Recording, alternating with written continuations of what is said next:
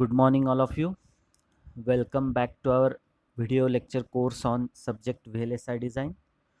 Today, we are going to cover and discuss the next part, that is part fourth of unit number first, that is introduction to EDA tool and VHDL programming. Today, we will be discussing part 4, that is part D of this unit. Now, in the last video session, we have started our discussion with the data types and some of its types that we have already covered.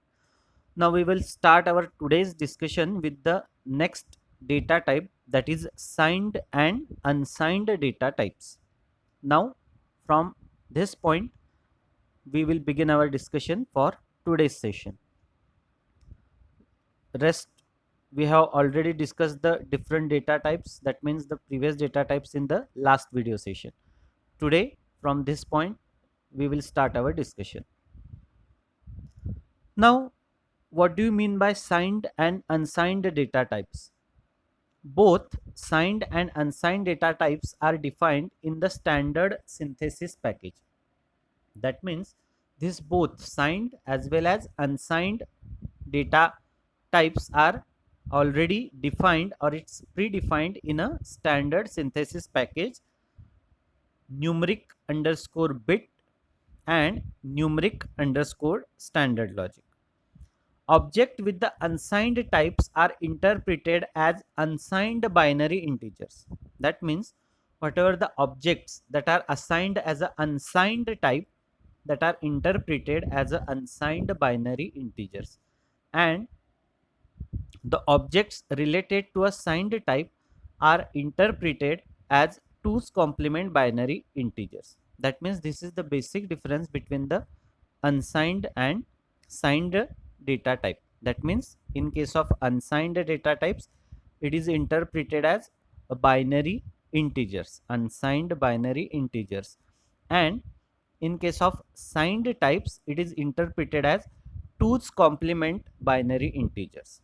That means in unsigned it is not 2's complement, but in case of signed it is 2's complement of binary integers. The definition of the data types are, that means the following data shows a syntax for signed and unsigned data types. Now in case of signed data types, what will be the syntax for the same? First type, then it is signed, is array, then the natural range. Of course if it is array, then you have to specify its range also, of bit or standard underscore logic. That means this standard synthesis package also, that is by default you have to define, that is numeric underscore bit and numeric underscore standard. That means if you are using signed and unsigned data types, you have to define this package in your program, then only you can use this signed and unsigned data types. Now in case of unsigned, the syntax will be first type, then of course it is unsigned, that's why unsigned, is array. Again if it is array, then you have to specify a range, then you have to write a range of bit and or standard underscore logic, means which data type it is a bit or it is a standard. That means we have already discussed this bit and standard logic data types in our previous lecture. Now the following statement shows this included numeric underscore bit dot all library. So this numeric underscore bit, now this library particularly, numeric underscore bit and numeric underscore standard, this particular library includes this signed and unsigned data types, right? This standard logic 1164, that includes all that standard logic that we have already discussed in our previous video session. Now this IEEE dot numeric underscore bit dot all, this particular package or library includes this signed and unsigned data types, right? So this particular package IEEE dot numeric underscore bit dot all, or instead of this you can also use IEEE dot numeric underscore std dot all. right?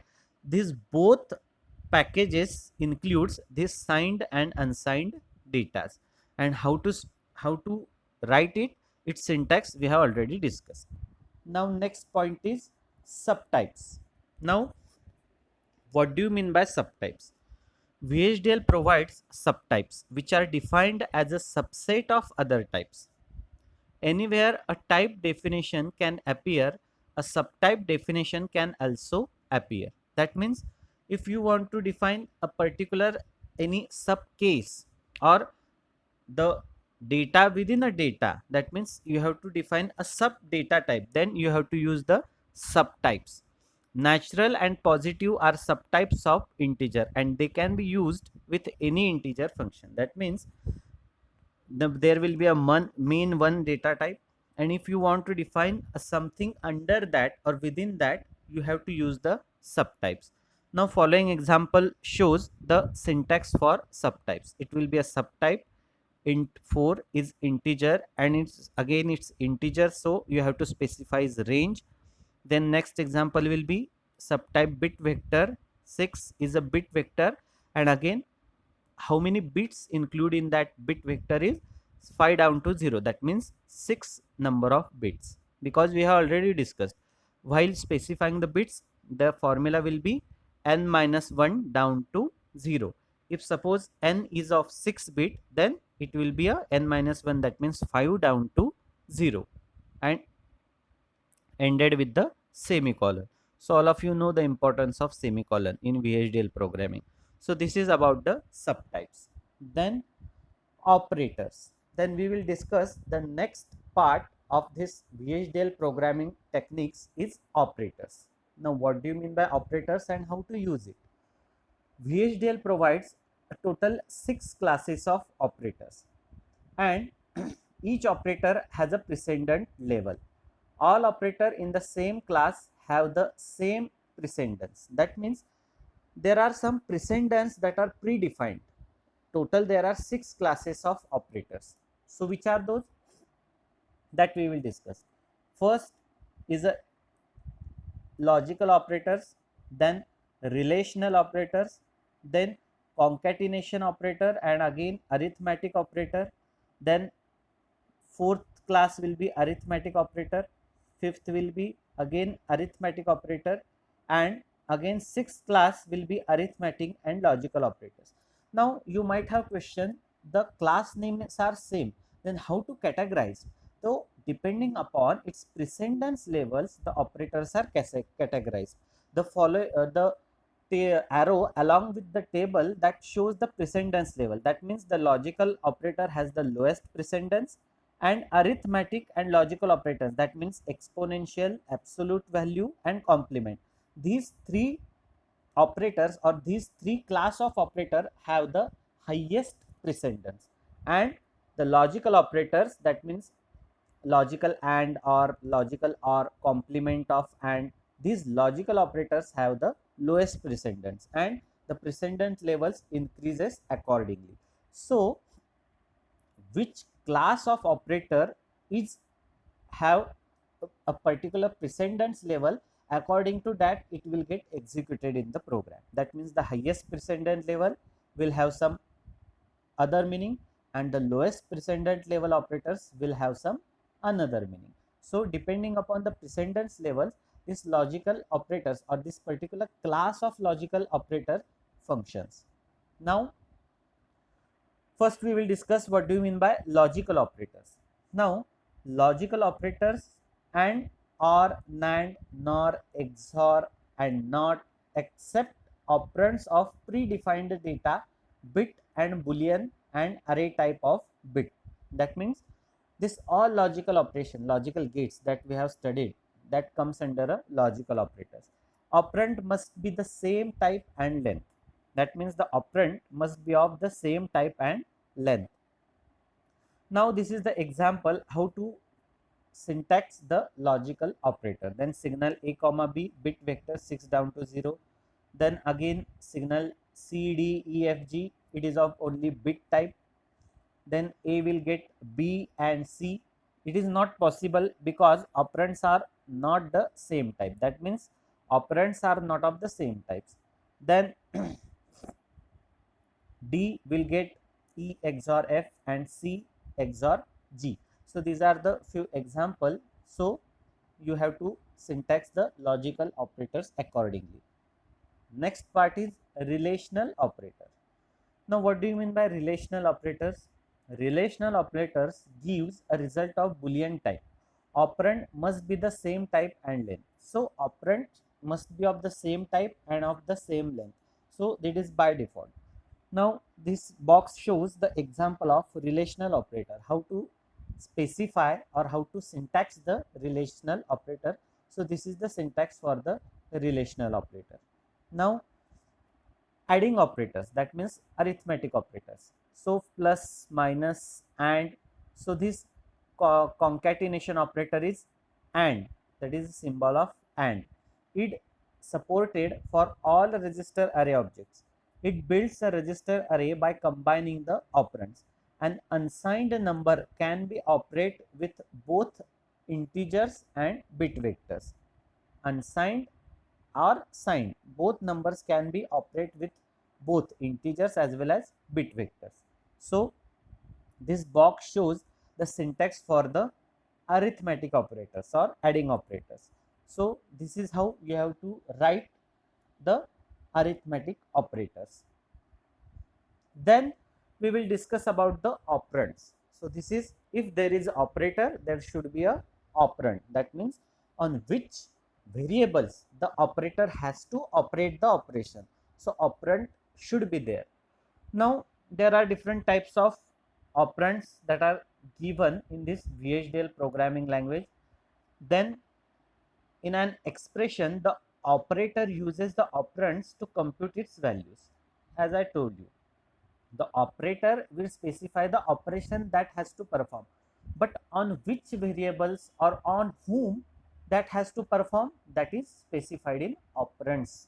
Means operator specifies the operation that is going to be performed, but on whom, on which variable or on which signal or on which constant that operation has to perform, that is specified in the operand part. So where there is a operator, there should be a operand. So that completes the VHDL statement. Operands is an expression includes, so there are different types of operands such as literals, identifiers, indexed names, slice names, attribute names, aggregates, qualified expressions, function calls, and type conversion. So these are the different types of operands that are used in a VHDL programming. Now we will discuss one by one. Now first we will type with the literals. Now what do you mean by literals? Literals, or it can be called as constants, are classified into a two types. That means literals are classified, literals are nothing but constants, are categorized into a two types. First one is a scalar type and second one is a array type. Now what do you mean by scalar type? Character bit, standard logic boolean, real integer time. So this particular comes under a scalar type. Then in array type, there is a string bit vectors. That means in array there are string of bit vectors, that comes under a array type literals. And in scalar type literals, there will be a character bit, standard logic boolean, or a real time integers. So these are the two different types of literals or constants. Now next part is identifiers. Now what do you mean by identifiers? Now an identifier is a simple name. It is a name for a constant, a variable, or it can be a signal, or it can be an entity, a port, or a subprogram, or it can be of a parameter declaration. So identifier is just a simple name, and it can be used for constants, variables, signals, entity, port, subprogram, or to name just different parameter declaration, because it's simply a name.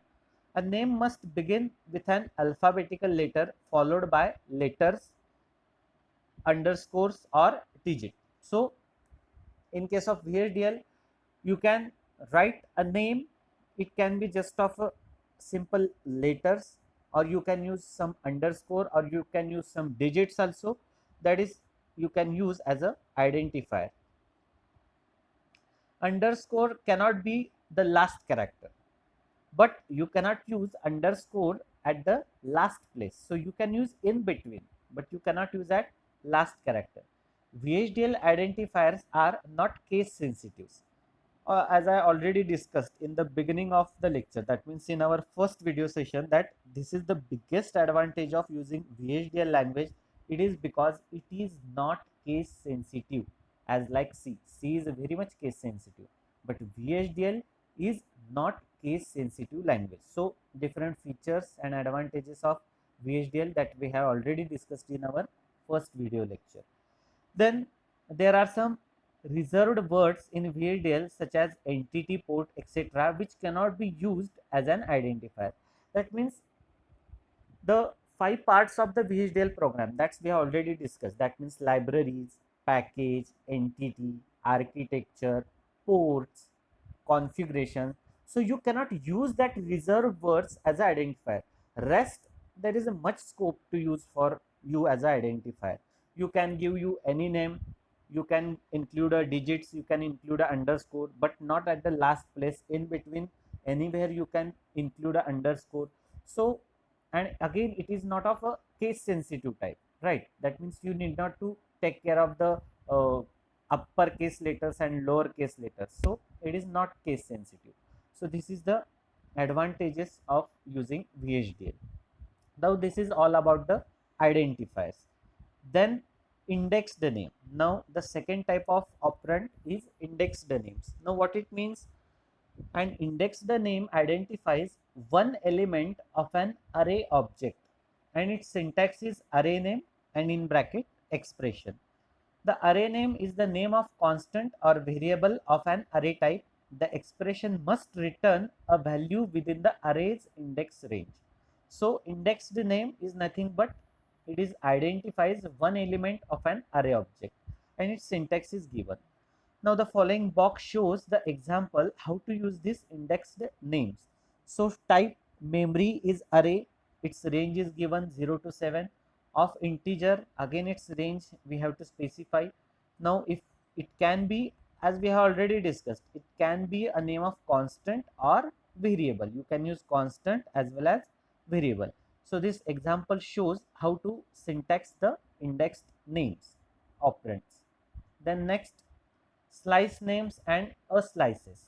So this is the third type of operands that we are going to discuss, that is slice names and aliases. Then slice names identify a sequence of elements of an array object. So slice means a sequence of elements of an array object. The direction must be consistent with the direction of the identifier's array type. And aliases creates a new name for all or part of range of array object. So this is the difference between the slice names and aliases. So slice name is a sequence of element which are included in the object. Necessary, its direction must be same, or direction must be same as specified in the identifier's array type. In case of aliases, it creates a totally new name for all, or that can be a partially, that means for a part of range of array objects. So this is different between the slice and aliases. Slice means it is continuous, right? And again, the direction is also important. In case of slice, it is a continuous sequence of array elements by considering its direction also. In case of aliases, you can create a totally new name to all array, or you can bifurcate that array into two types, and you can just name to any of the half part or any of the part of that array. So this is difference between the slice and aliases. This box shows the example that how to use this slice and aliases. So you can just go through the example and you will get the concept. So this is about the slice names and aliases. Now next type is attribute names. So this is the next type of operand that we are using in our VHDL language, that is attribute names. Now what it means? An attribute takes a variable or signal of a given type and returns a value. Now it has very simple meaning. What do you mean by attributes? It takes a variable or signal of a given type and it will return its value with the same. Now there are different predefined attributes there in VHDL. What are those? The left, it returns the index of the leftmost element of the data type. Then next is a right, it returns the index of the rightmost element of a data type. Then high, it returns the index of the highest element of the data type. Then low type attribute, it returns the index of the lowest element of data type. Then range, that determines the index range, that means how much particular array, the range of array or how integer range, the you can, if you want to know, you can simply write the range. Then reverse range, it determines the index of in reverse order, that means from the last to first. Then the length, it returns the number of elements of a bit vector type. So if you are using a data type as a bit vector, then it will calculate its number of elements that are present in the bit vector. And finally is event. So event type attribute is also there in VHDL programming. So these are the different types of attributes that you can use in VHDL programming: left, right, high, low, range, reverse range, length, and event. So these are the different attributes that we can use in a VHDL programming. Now this example specify how to use these different attribute and you can write a VHDL program. So this box shows a different example that you can use in a VHDL programming. So this is all about the attribute names. Now next operand type is aggregates. Now what do you mean by aggregates? An aggregate can be used to assign values of an object of a array type or a record type during the initial declaration or in an assignment statement. So aggregate you can use to assign a value to a particular object of array type or a record type. Now what is different between the array and record, that we have already discussed, right, in our last video session. So array, it is a group of same elements, and record, it is a group of different elements also. So this is the simple difference between the array and record. So aggregate, it can assign a value to particular object within the array or within the record during the initial declaration or in the assignment statement. So you can use this in the initial declaration or you can use this in the assignment statement. So this following box shows how to syntax this aggregate. Now if you want to specify a type color list, then you can write the different assignment or the initial declaration, that is red, orange, blue, white, ended with the semicolon. The next example is type color array is array, that means color underscore array is particular that array name. Then again color underscore list of bit vector 1 down to 0, that means it is of 2 bit. Then you can declare a variable, then x you can write a different value, then again you can assign different values to a particular variables, that is assignment statements. So these are the different examples of aggregate. Now in a second example, that means type color array, we define an array whose state element number is index range is given by a color list. Since the color list includes the 4 element, that means this color list includes that red, orange, blue, white. So you can use this type of aggregates also. That means you can aggregate whatever you have already predefined in the program. So this is the use of aggregate. Again, all includes the 4 element of which are bit vector instead of color list. we may use a range 0 to 3 because this definition only defines the range, not the element type. So there are total 4 elements: red, orange, blue and white. So instead of using that color list, simply you can write its range also, 0 to 3. That means 0 will be a color, 1 will be orange, 2 will be blue and 3 will be white. So you can specify range or that array name also in a aggregate. So this is how you can use the aggregates. Now next operand is qualified expressions. Now what do you mean by qualified expressions? A qualified expression states the type of the operand the syntax is.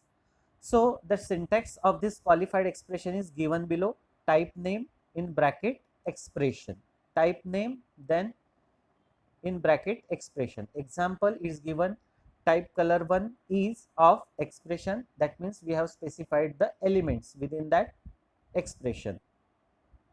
So in type 2 it is again given the different elements within that expression. Now in this, red appears in the both data types, so it may be necessary to identify its data type clearly as follows. So color 2 with single colon in bracket red. So this is what the common element between the color 1 and color 2, because in color 1 also there is a red, and in case of color 2 there is also red is present. So this is about the qualified expression. So if there is a common element in different qualified expressions, so you have to specify it with a single colon and then mention the expression if it is a common in one or more statements. So you have to do that. Now the next is a type convergence. So this is again the last type of operands that we are discussing. It is a type convergence. Now what do you mean by type convergence? A type convergence for explicit convergence between closely related type, and its syntax is given by type name underscore name and the expression that you want to specify. So type conversion means it is a conversion provide for explicit conversion between the closely related types. So what are the closely related types that are present in your program? So it is provide the explicit conversion between them. So following box shows the example how to use this type convergence. So syntax X, then standard logic vector 3 down to 0, that means it is of 4-bit. Then next example is signal Y, standard U logic vector 3 down to 0, or you can say like Y will get standard U logic vector of X. So it is of type conversion. That means if you want to relate any closely related types, so you can use, or you want to convert any closely related types, then you can use this explicitly, and that will provide the conversion between the closely related types. So this is about the type convergence. Now this is all about the operands that we have discussed. There are different types of operand that we have already discussed. Now we will start with the next point, that is what do you mean by sequential statements. Now we will discuss about the sequential statements. Now as you know, the sequential statements means what? The it will get executed line by line, not all lines at a time. It will execute one line at a time. That is mean by sequential statements. A line by line execution is nothing but sequential execution, and concurrent execution means what? All lines at a time. That signifies the concurrent execution. Sequential execution means what? Step by step, a line by line it will get executed. So this is the sequential statements. Now we will discuss more on it. Sequential statements specify a step-by-step behavior of the process. As we have discussed, it is a step-by-step, line-by-line execution of the code. They are executed starting from the first statement, then second, then third, until the last statements. As I told you, line-by-line execution. The statements within the process are sequential statements where the process itself is a concurrent statement. The following are the sequential statements defined in the VHDL. So at the first video lecture that I already told you, the whatever the comes under the process part that are sequentially executed, but process statement is a concurrent type. So this is the very important point that you should remember. Now, what are the different sequential statements that you can use in a VHDL language?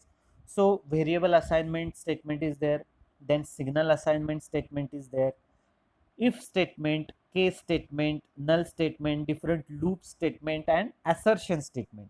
So, these are the different sequential statements that you can use in a VHDL language.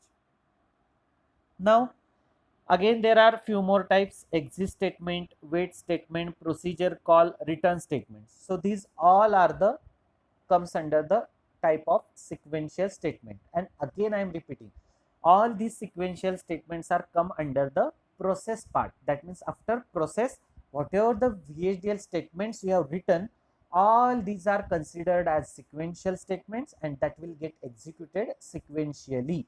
But the process itself is a concurrent statement. So this is all about the sequential statement and its different types. Now, first type that we'll discuss is a variable assignment statement. So what do you mean by this variable assignment statement? A variable assignment statement replaces the current value of variable with a new value specified by expression. That means it simply replaces the current value of the variable with a new value. So this is about the variable assignment statement. Its syntax is given by target variable and it will get allocate or it will replace with expression. That means whatever the new value you want to allocate to the that variable. When a variable is assigned, the assignment execute in a zero simulation time. In other words, it changes the value of a variable immediately at the current simulation time. Variable can only be declared in the process or subprogram. That all of you know. Variable declared within a process cannot pass value outside the process because it is not a signal. If you want to pass a particular value outside a process, then you have to use the signal statement or you have to define that signal prior and then you can use within the variable and the same within the process, and now the same signal you can use in other entity also. So this is the biggest difference between the variable and signal that we have already discussed. Now, variable is valid within the process statement. Once the process will get ends, the significance of that variable will also comes to end. So this is again very important point that you should remember. So when variable is assigned, assignment execute in a zero simulation time. That means the execution or that replacement type is nothing or it's just null. So within a fraction of second, it will get replaced or it will get allocated with a new variable that you want to allocate. So this is all about the variable assignment statement. And again, I am repeating, this variable valid into only a process part. When you will end process, the significance of that variable will also comes to end. So this is about the variable assignment statement. So this is example how to use a variable assignment statement. So first subtype, then you have defined the signal, then variable you have defined, some constant you have defined. Now again, see here, the variable a and b, once that end process you have written, after that the a and b, the significance of a and b will also ends. You cannot use that a and b after end process statement because that is variable, that is locally used within a process. It is not globally used. If you want to use globally, then you have to define it in a signal statement or by using a signal statement. So this is about variable assignment statement. Then next, signal assignment statement. Now what do you mean by signal assignment statement?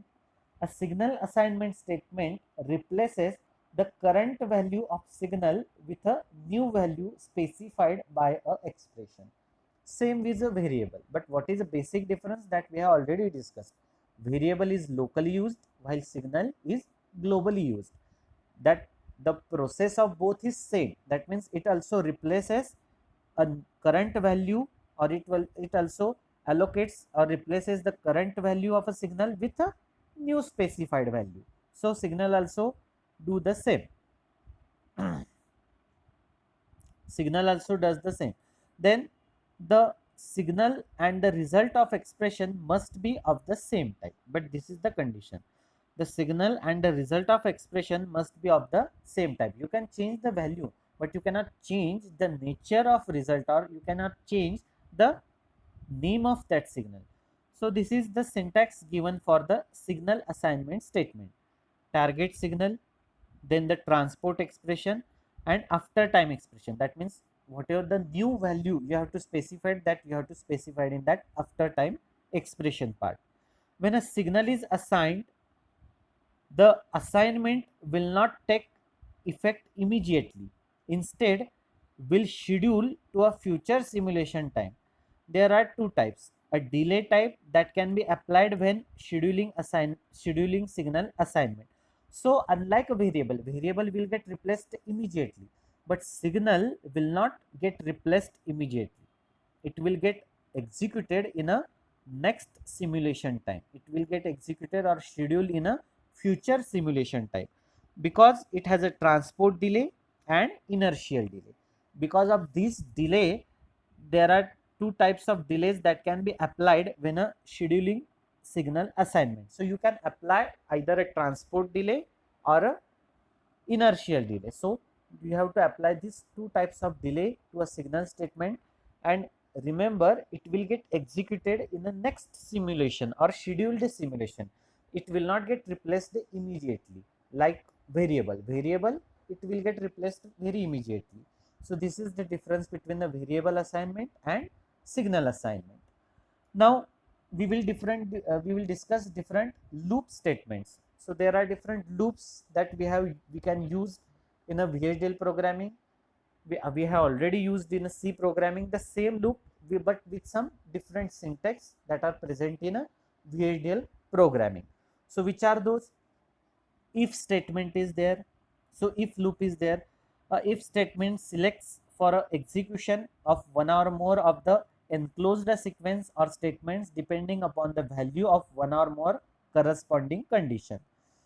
How to use if statement? That means if you want to specify a particular condition, if this and this, then do this. If this and this, then execute this step. So if you have a condition to specify and you have to action depending upon that condition, then you have to use the if statement.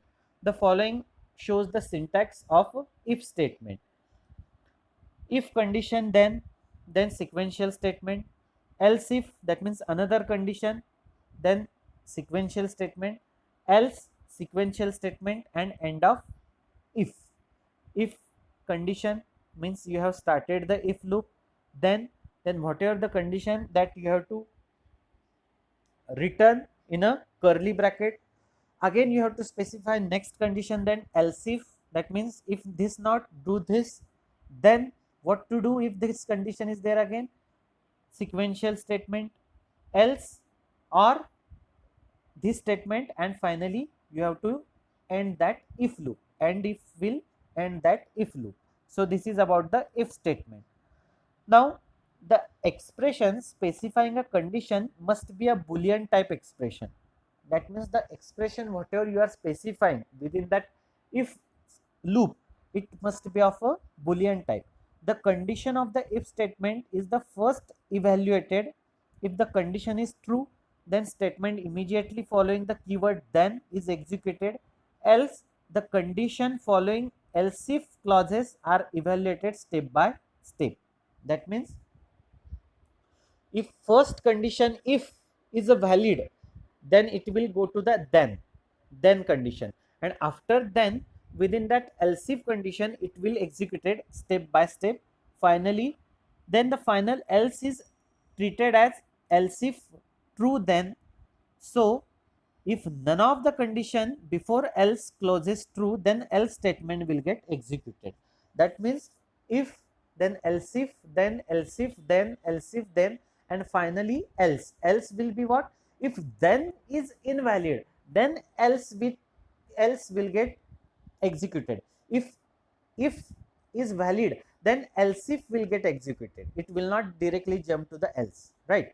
If statement is valid, whatever the condition specified in the if statement, then else if will get executed. If itself is a wrong, then it directly jumps to the else statement. It will not execute else if loops. It directly jumps to the else statement, and the else statement will get executed. So this is how the if loop executes. Then this example, how to use if statement. Now in this example, if I in 1 is equal to 0 or I in 2 is equal to 0, that means this condition we have specified.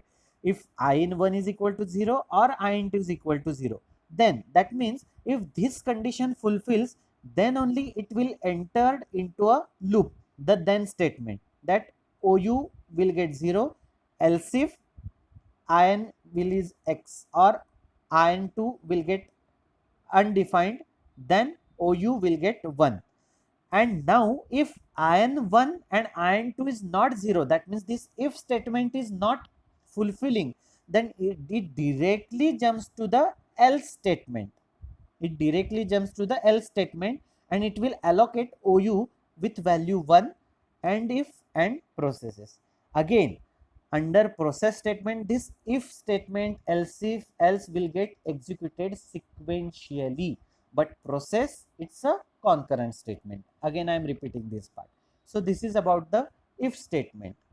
Then next is a case statement. Now in case of case statement, how to use? The case statement selects for execution one of the number of alternative sequence of statement. The chosen alternative is defined by the value of an expression. The syntax for the case statement is case, then expression is when the different choices are given. That means when this choice is there, then do this. When this choice is there, then do this. And again, it is after process statement, so it is also a sequential statement. And finally, the end case. Each choice must be of the same type as the expression. Each value must be represented once and only once in the set of choices of the case statement. If no other choice is presented, all possible values of expression must be allocated with the same. So this is example of case statement. So how to do this? Now first we have defined the signals, then process. In process you have defined the S1, I1, I2, I3. Then begin. That means now we have begin the execution of process statement, and all part under the process statement will executed sequentially. Then case S1 is, that means the expression that we are using is S1. If case S1, that means if S1 is considered is, if case S1 is, then or when, what to do? 0 bar 2 will get OU will get 0. That means when 0 vertical line 2, if when this condition is there, then what will happen? OU will get value 0. When 1 is there, then OU will get value I1. So this is how you have to use the case statement. When 3 to 5 is there, then OU will get value I2. And when others, means when none of the above three conditions is satisfying, then OU will get value of I3. End case, and of course you have started the process, you have to end the process. End process. And again remember, so what are the variables that we are using in this process statement, that will also comes to end after this end process statements. Now you cannot use the variables within that process part later in your later programming, because that are we have defined or we have used that variables locally, and after end process that variable significance of that variables will also comes to the end. So this is about the case statement. Now next is a null statement. Now what this null statement do? There is a no action for a null statement in VHDL. The syntax will ignore the null statement and proceed to the next statement.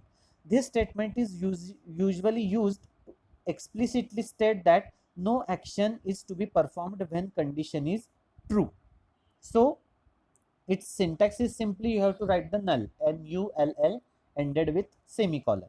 Example is that variable a, b you have defined, then case a you have started the case when a to a 0 to 12 is there, then b assigns the value of a, when others null. That means if other statement is present, it's simply null. That means it is no action it will taken for this condition is true. That means if when a to 12 is present, simply b will get assigned a. If it is outside the range of 0 to 12, then no action will take, it simply remain as it is, or it simply skip that part of program and it will jump to the next part. That means null end case. That means it will directly end the case and it will still perform the next execution.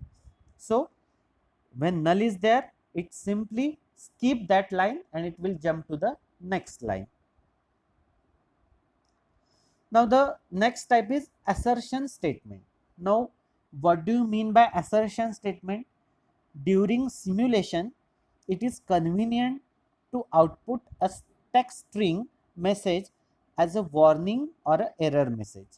The assert statement allows for a testing a condition and issuing a message. The assert statement also checks to determine if a specified condition is true or false, and it displays a message if condition is false. So this is about the assertion statement. Now the syntax will be assert, then report error message, condition is severity, and the expression for the severity.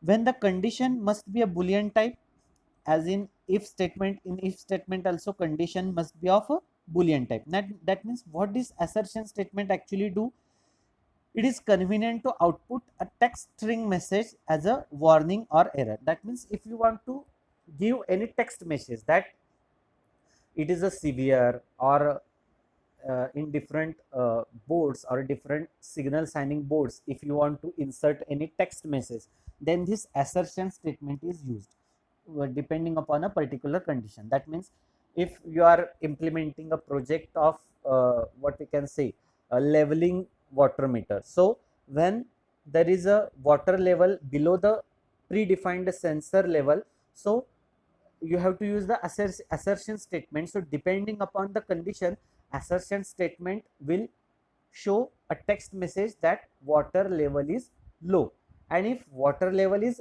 above the sensor level, then the assertion statement will show the water level or water tank is full, or it is water level is low. So just to show the text messages depending upon the condition, you have to use the assertion statements, where the condition must be of boolean type. So whatever the programming you are using, the condition must be of boolean type, but what it will express or what it will show, a text message. So for that purpose you have to use the assertion statement, where the condition must be a boolean type, the error message is a string type expression, and the severity expression is of predefined type. So severity, that is threshold, you have already defined.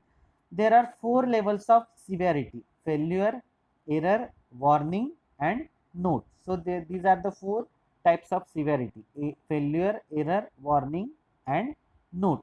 The severity level is used either to terminate a simulation run or just to give a warning message. That means the severity level is to simply display a message. It is maybe of a termination, a simulation run, or just to give a warning message. So this is about the assertion statement. Now this slide shows a assertion statement. The assert statement is useful for timing checks, out of range condition. That is, we have already discussed one example. So similar example you can use the assertion statement. Now the example is given below. So assert x is greater than 3 means if x is greater than 3, then prints if condition is false. That means it will report setup violation severity warning. So it will simply display a message that is setup violation if x is greater than 3. So it will simply display that text message setup violation, and severity will be of warning type. So this is how you can use the assertion statement in a VHDL programming. So another example is given below. Now the loop statement. Now what are loop you can use? A loop statement includes a sequence of statements to be executed repeatedly 0 or more times. Means you can use a loop at 0 means at least a single time, or if you want to execute that loop more than one or more than a 0 times, it is also possible. That means you can execute a particular loop for a 0 time, that means at least for a one time or more than one time. So this is the syntax for loop statement. Label, then while loop is also there, for loop is also there, then condition or for loop, then again specify the loop specification, then loop sequential statements, next label when condition, exit label when condition, end loop. So for a particular loop you have to first label it and the end loop and its label. There are two different styles of a loop statement, for loop and while loop. These are called iteration schemes. You can also define a loop without an iteration scheme, which means a repeated execution of a statement. However, in such a case, you have to use a wait statement and an exit statement. So, it is not necessary to use that while or a for condition. You can simply use a loop with a label and you can repeat the process, but the condition is that you have to use the either a wait or exit statements. So this is the example of loop statement. So how to execute for or while loop? So process we have defined, then L1 is loop and L2 is also a loop. So we have specified or we have labeled these two loops. Then exit L2 when second is equal to 0. That means within L1 loop we have specified another loop, that is L2, and you have to simply L2 exit L2 when second is equal to 0. That means unless and until the second is equal to 0, the program will execute within that L2 loop only. It will not jump to a next statement. Once the second will get value of 0, then it will get out of that loop, and now wait until clock tick event and clock is equal to 1, and second will assign second minus 1 and loop 2. Now it will go to the next statement, that is of wait. Now it will wait of clock tick event and clock is equal to 1, then second will assign second minus 1. But before that second is equal to 0 condition, it will within the that exit or within the L2 loop only and end loop L2. Then exit L1. Now we have specified the condition for the outer loop, that is L1 loop. Now exit L1 when minimum is equal to 0 and minimum will assign minimum minus 1, second will assign 60, and loop L1. End process countdown. So whatever the process we have specified, that is countdown, we have ended that process also. So this is how you can write a simple loop without using a for and while statement or for and while loop. So with a for and while loop also you can use a loop. So this is about a loop statement. Then the for loop. Now how to use this for loop? For a for loop is a sequential statement in a process that iterates over a number of values. The loop index does not have to be declared and it can be reassigned a value within a loop. It is by default integer value. So in a for loop we have to use always a integer value. So following box shows the example that how to use that for loop. So for I in that means the later loop name we have given I, in 1 to 10, means the range, integer range we have specified 1 to 10. Loop I1 assigns I multiplied by I, semicolon, end loop. So this is how you have to root the, that means for I, that means for I in 1 to 10, that means this loop will get execute 10 times, 11 times, because the 0 that is 1. So 1 to 10, that means it will get executed 11 times, and after for every execution what it will perform, a of I will assign I into I.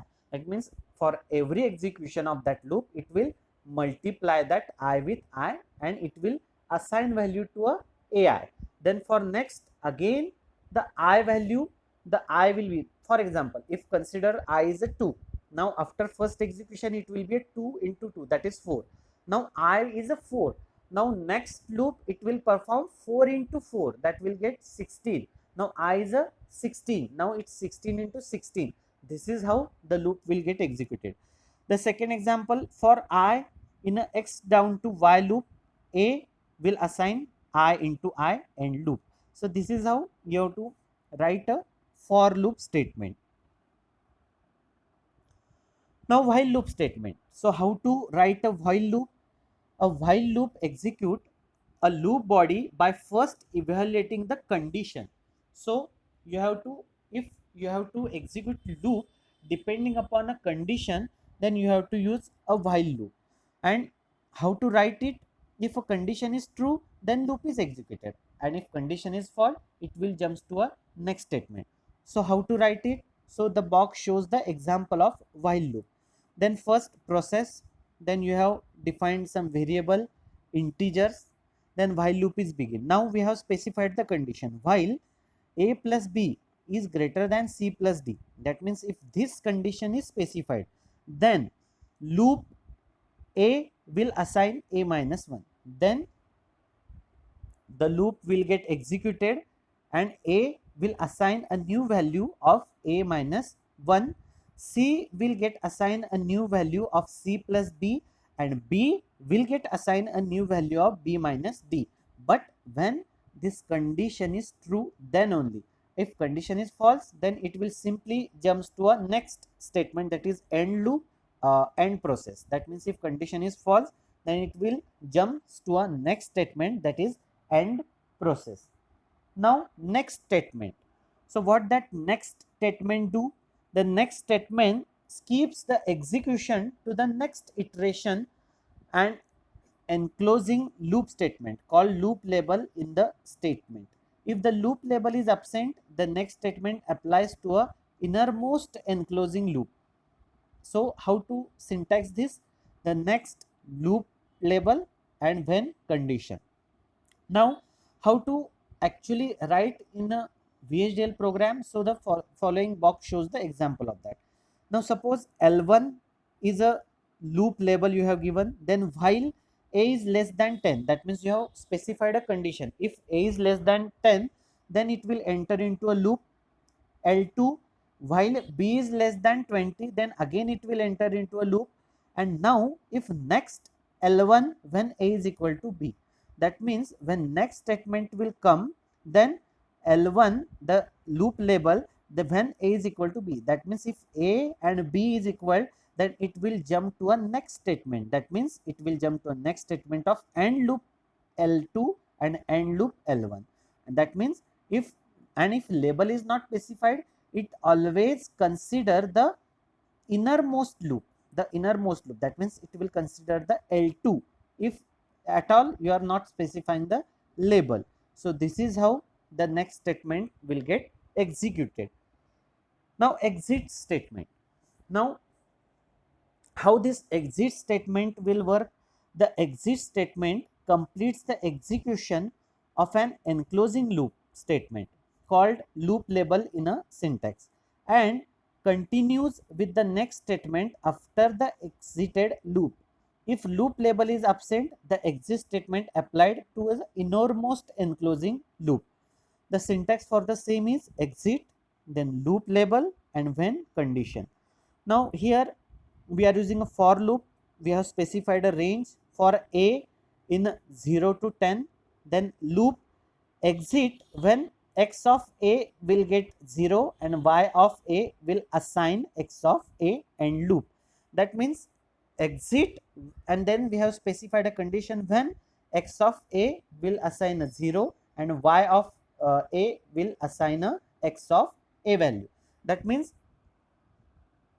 this loop will get executed till the when x of a will get 0, and then it will get executed. Exit when x of a is a 0 and y of a will assign a value. So this is how the exit statement works. Now wait statement. Now how to write this wait statement? The exit statement causes a simulator to suspend the execution of a process, statement, or a subprogram until some condition are met. The object being waited upon should be a signal. Now the syntax for the same is wait on signal name, or until a boolean expression, or file loop or for loop you have specified a time. For example, wait on a comma b. That means you have to specify a signal name. A and B are the signals. So when A and B signals are not activated, it will wait on that line of the statement only. Wait until x is less than 10. That means unless and until the x will get value less than 10, the next line will not get executed. It will hold on that line only. So this is how you have to use the wait statement. So to hold on the same line, you have to use the wait statement. Now procedure calls. Now what do you mean by this procedure calls? In a behavioral design description, subprogram provides a convenient way of documenting frequently used functions. That are two types of subprograms, a procedure and a function. What do you mean by a procedure? That returns multiple values. And what do you mean by function? That returns a single value.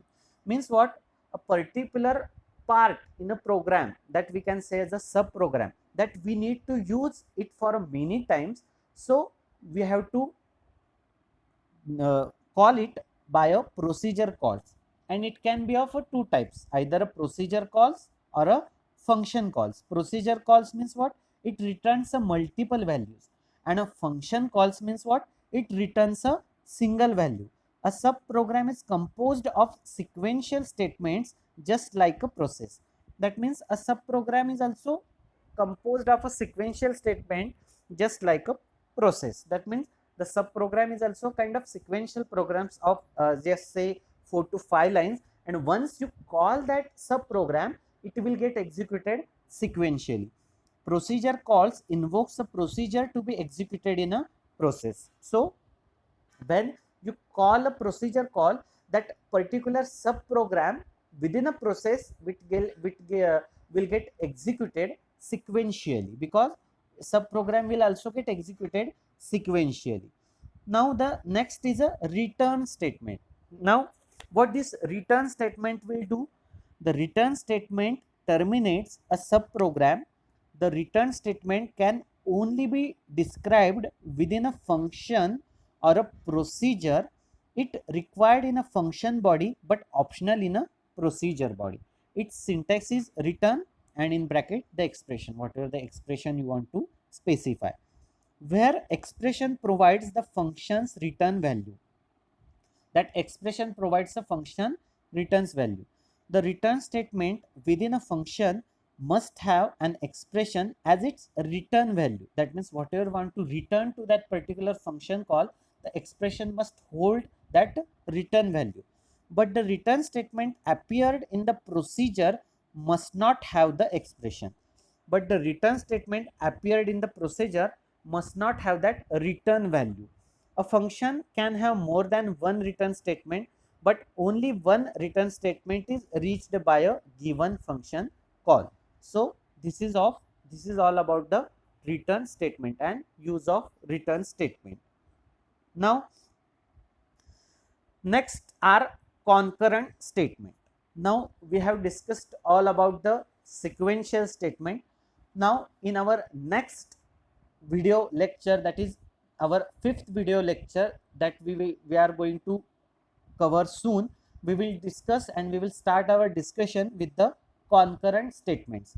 So for today we will stop our discussion here only, and if you have any doubts regarding this all unit number first or any part of the this unit number first or VHDL programming techniques, you can ask me through a mail, or you can simply put your queries on a WhatsApp group. I will definitely get back to you. In next video session, we will start our discussion with this concurrent statement part. In today's session, we have covered the sequential statement, then operators, different types of operator, its classes, its precedents that we have discussed. Then we have discussed different types of operands, also its significance, its syntax, how to use is in a VHDL programming.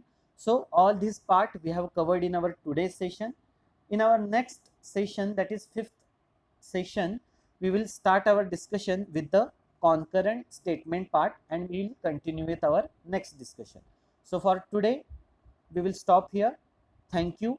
And again, if you have any queries, you are free to ask. Don't hesitate to ask your doubt.